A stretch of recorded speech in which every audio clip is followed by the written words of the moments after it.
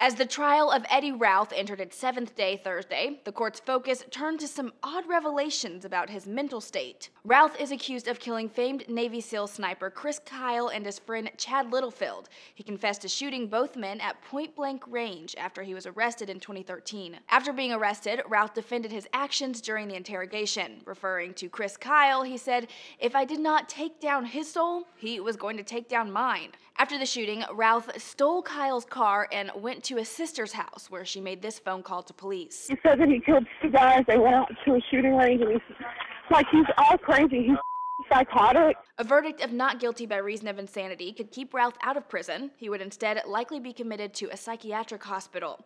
In order to get that verdict, the defense must first prove that Routh didn't realize what he was doing was wrong at the time. Routh, who walked into the courtroom stone-faced on the day of opening arguments, has a history of mental illness, including PTSD and symptoms of paranoid schizophrenia.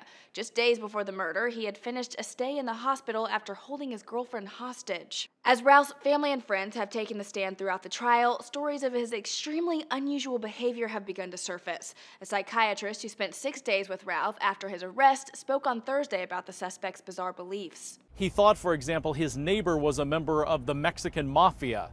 His neighbor is actually a detective with the local police department. He thought a couple of his co-workers were cannibals and that they were going to eat him. To counter the defense's argument of insanity, the prosecution is focused on Routh's use of drugs and alcohol. CNN reports 6 months before the murders, police caught up with a shirtless, shoeless Routh walking the streets of his hometown. He was crying and smelled of alcohol. Routh's ex-girlfriend, who has also spoken in court, claims he was smoking pot and drinking just before heading to the shooting range with Kyle and Littlefield. The trial could continue through next week. For Newsy, I'm Jasmine Bailey.